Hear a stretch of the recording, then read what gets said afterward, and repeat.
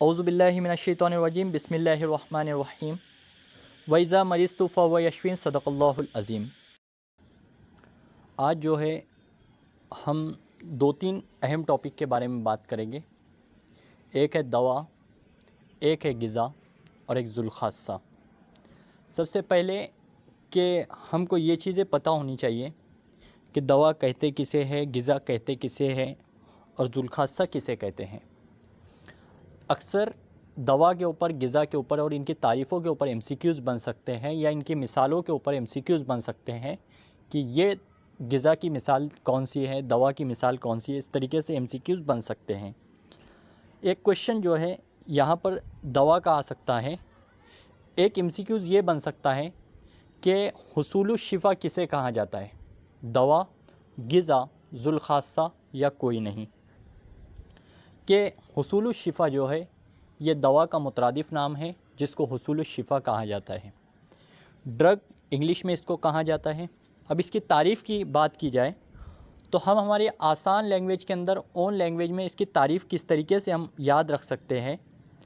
तारीफ़ रहेगी सबसे आसान कि दवा उन अज्ज़ा को यानी उन अशिया को कहते हैं जो बदन इंसान के अंदर जाकर, बदन इंसान में जाने के बाद अपने अफ़ाल, कैफ़ियत की बिना पर या फिर मादे की बिना पर या जौहर की बिना पर बदन में जाने के बाद अपने अफ़ाल अंजाम दे और बदन से ख़ारिज हो जाए, उसे जो है दवा कहते हैं। अब अल्लामा करशी ने लिखा है, एक तारीफ़ ये भी पूछ सकता है कि बदन में अपनी कैफ़ियत से असर पैदा करे, ये दवा है, तारीफ़ किसकी है। तो हमको पता होनी चाहिए कि करशी ने कहा कि वो चीज़ें जो बदन में जाकर अपनी कैफ़ियत से असर पैदा करती है, ये तारीफ़ बताने वाले करशी हैं। और शेखुर रईस बोली सिन्हा ने कहा कि जो अशिया, जो चीज़ें बदन में जाने के बाद अपना असर कायम करे और ख़ारिज हो जाए, ख़ारिज होने वाली जो तारीफ़ है कि बदन से ख़ारिज हो जाए, ये तारीफ़ शेखुर रईस बोली सिन्हा ने कहा है। फिर शेखुर रईस बोली सिन्हा ने दवा को जो है उनके असर की बुनियाद पर तीन जमातों में तकसीम किया है। एक है दवा के असर की बुनियाद पर कि बिल कैफ़ियत की बुनियाद पर, बिल मादे की बुनियाद पर और बिल जौहर की बुनियाद पर। जैसे दवा का असर बिल कैफ़ियत, फिर हमने कैफ़ियत पढ़ा है कि हार, बारिद, रतब, याबिस, जो कि चार कैफ़ियत है। दो फ़ाइला है, दो मुनफ़ाइला है, ये हमने उमूर तबैया में देखा है। यहाँ हमको पता होना चाहिए कि शेखुर रईस बोली सिन्हा ने कितनी जमातों में तकसीम किया है। ये एमसीक्यूज़ आ सकता है, तो तीन जमातों में तकसीम किया है, बिल कैफ़ियत, बिल मादा और बिल जौहर। फिर बिल कैफ़ियत की बुनियाद पर चार जमातों में तकसीम है, हार, बारिद, रतब और याबिस। अब इसके बाद जो है दवाई ग़िज़ाई और ग़िज़ाए दवाई, जो कि हम आगे मुस्तहकिम और गैर मुस्तहकम जब पढ़ेंगे उस वक्त हम इसको समझेंगे। इसके बाद आती है कि ग़िज़ा क्या है। अब ग़िज़ा कहते किसको है कि ग़िज़ा वो अशिया या वो अज्ज़ा जो बदन में जाने के बाद, या वो चीज़ें जो बदन में जाने के बाद जुज़े बदन बन जाए, यानी बदन के अज्ज़ा की तरीके से अपनी शक्ल को इख्तियार कर ले, चाहे वो जो लहमियात, शहमियात की शक्ल इख्तियार कर ले। क्योंकि ग़िज़ा जब जाती है हमारे जिस्म में तो वो मैदे के अंदर, हमने पढ़ा है उमूर तबैया में कि हज़्म मेदी, हज़्म कब्दी, हज़्म उरूकी और हज़्म उज़वी। हज़्म उज़वी में जब जाती है तो जुज़े बदन बन जाती है, ये चीज़ हमने पढ़ा है। अब ग़िज़ा से हम क्या जानते हैं, आसान है कि जो चीज़ें हम खा रहे हैं वो बदन में जाकर क्या हो रही है, जुज़े बदन बन रही है ना, बदन को ताकत देने के लिए अपने अफ़ाल अंजाम दे रही है या नहीं दे रही है।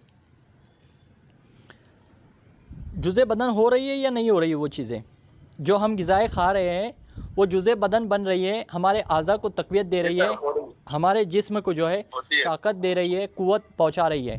तो इससे हमको ये तारीफ़ अहम है कि वो चीज़ें जो जुज़े बदन बन जाए वो ग़िज़ा कहलाती है, और जो वो दवाएँ कि जो अपना असर कायम करे और बदन से ख़ारिज हो जाए वो दवाएँ कहलाती है। ठीक है।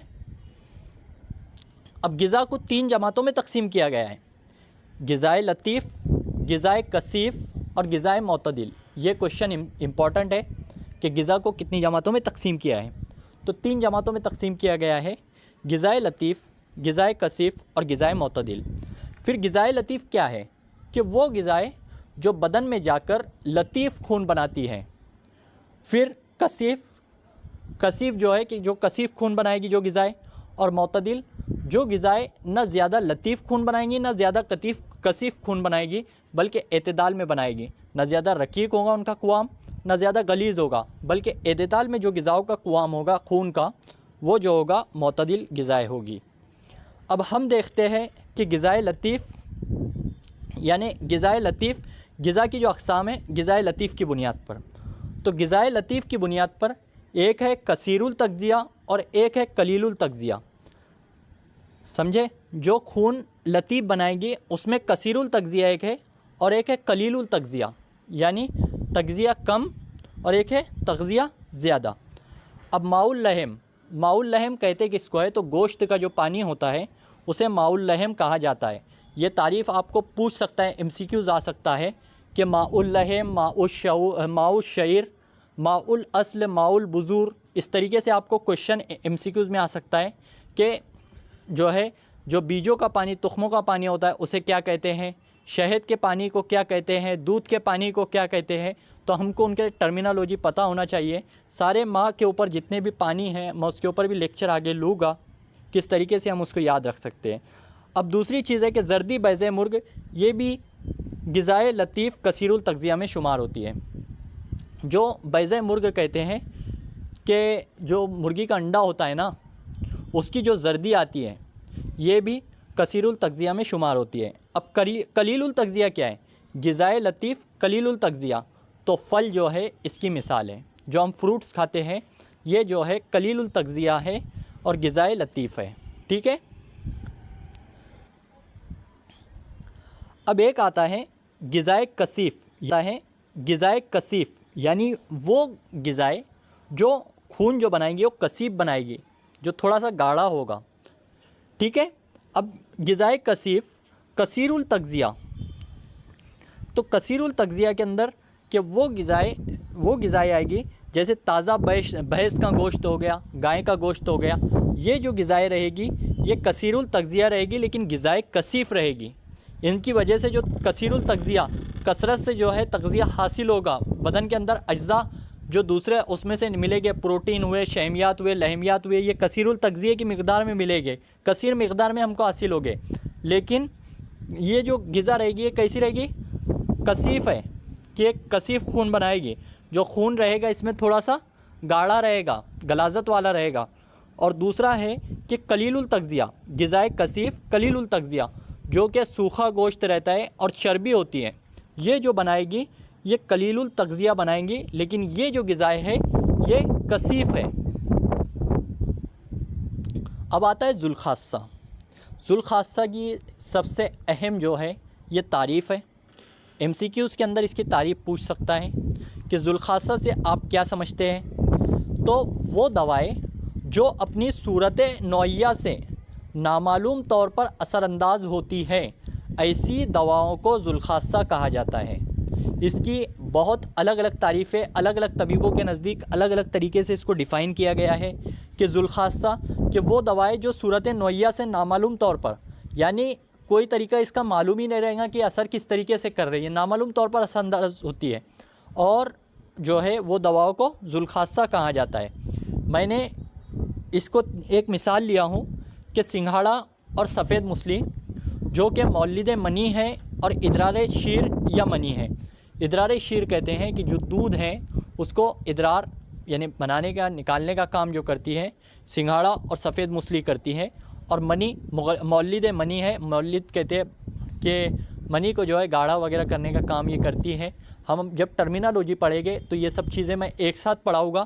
تقریباً 45 یا 40 تقریباً ٹرمینالوجیز ہیں جو امپورٹنٹ ہے اور پوچھی جاتی ہے کون سی دوائیں کہاں پر امپورٹنٹ ہے، کس کے ساتھ آئے گی. یہ میں بہت جلد پڑھاؤں گا آپ لوگ کو، جو اکثر MCQs جس کے اوپر سے بنتے ہیں.